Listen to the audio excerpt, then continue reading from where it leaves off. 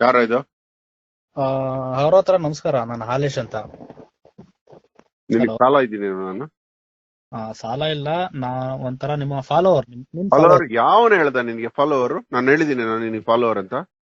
ನೀವ್ ಹೇಳಲಿಲ್ಲ. ನಿಮ್ಮ ಮಾತುಗಳು, ನಿಮ್ಮ ವಿಚಾರಧಾರೆಗಳಿಗೆ ಒಂದ್ ಅರ್ಧದಲ್ಲಿ ಸ್ಫೂರ್ತಿಗೊಂಡವನು. ಫಾಲೋವರ್ ಆಗಬಾರ್ದು ಅಂತ ಹೇಳಕ್ ಮಾತಾಡಿದ್ರೆ ನೀವೇ ಫಾಲೋವರ್ ಆದ್ರೆ ಇದು ಅಸಹ್ಯ ಕಣ.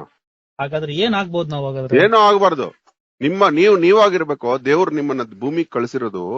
ನಿಮ್ಮ ದೇವರ ಕೈಲಿ ನಿಮ್ಮ ಗಾಳಿಪಟದ ದಾರ ಇದೆ. ನೀನು ಗಾಳಿಪಟ ಆದ್ರೆ ನಿನ್ನ ದಾರ ದೇವ್ರ ಕೈಲಿದೆ. ಅದನ್ನ ಫಾಲೋ ಗೀರೋ ಅಂತ ಇನ್ನೊಬ್ಬರ ಕೈ ಕೊಡಬಾರ್ದು. ಅವ್ರ ಹತ್ರ ಅವರೇ ಒಂದ್ ಕ್ಷಣ ಅದೇನೋ ಅಂತಾರಲ್ಲ, ಅನ್ಸಿದೆ. 1 ಗಂಟೆಯಿಂದ ನಿಮ್ಮ ಮಾತುಗಳನ್ನ ಫೇಸ್ಬುಕ್ ಅಲ್ಲಿ ಕೇಳಿ ಕೇಳಿ ಕೇಳಿ ತಡ್ಕೊಳಕ್ ಆಗದೆ ಫೋನ್ ಮಾಡಿದೆ. ಇವಾಗ ನೀವೇ ಮಾತಾಡ್ತಿದ್ದೀರಾ. ಅದು ಫಸ್ಟ್ ಟೈಮ್ ಫೋನ್ ಮಾಡಿದ್ದೆ ನಾನು. ಇವಾಗ ಹೇಳು, ಇವನ ಪ್ರಶ್ನೆಗೆ ಉತ್ತರ ಹೇಳು. ಹೇಳಿ. ನೀನು ಗಾಳಿಪಟ. ಹಾ. ನಿನ್ನ ದೇವ್ರ ಕೈಲಿರ್ಬೇಕಾ? ನಿನ್ನ ದಾರ ಬೇರೆಯವ್ರ ಕೊಡ್ತೀಯ? ನಾನೇ ಹಿಡ್ಕೊಳಕ್ ಇಷ್ಟಪಡ್ತೀನಿ. ಕತ್ತೆ ದೇವ್ರ ಕೈಲಿರ್ಬೇಕಾ ಬೇರೆಯವ್ರ ಕೈಲಿ ಕೊಡ್ಬೇಕಾ? ದೇವ್ರ ಕೈಯಲ್ಲೇ ಇರ್ಲಿ. ಮತ್ತೆ ಫಾಲೋಯರ್ ಅಂತ ಇನ್ನೊಬ್ಬರ ಕೈಗೆ ಯಾಕೋ ಕೊಡ್ತೀಯ ಕತ್ತೆ? ಸಾರಿ ತಪ್ಪಾಯ್ತು ಅವ್ರ ಹತ್ರ. ಒಂದು ವೇಳೆ ದೇವ್ರಿಗೆ ಏನಾದ್ರು ಸ್ವಲ್ಪ ಸಮಯ ಯಾರಾದ್ರೂ ಹಿಡ್ಕೊಳ್ಳಿ ನಿನ್ನ ಅಂತ ಅನ್ಸಿದ್ರೆ ಅದು ನಿಮ್ಮ ತಾಯಿ ಕೈಗೆ ಮಾತ್ರ ಕೊಡ್ಬೇಕು.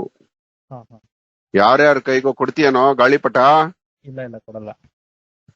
ಅರ್ಥ ಮಾಡ್ಕೋ. ಏನಿಲ್ಲ, ಅವ್ರ ಹತ್ರ ಮಾತಾಡ್ಬೇಕು ಅಂತ ಅನ್ಸ್ತು.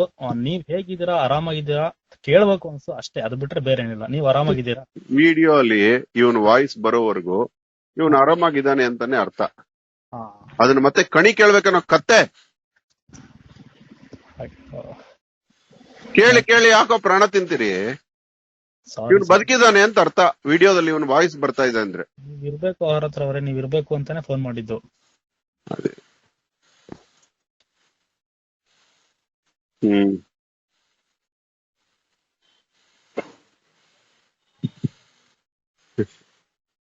ಇಡು.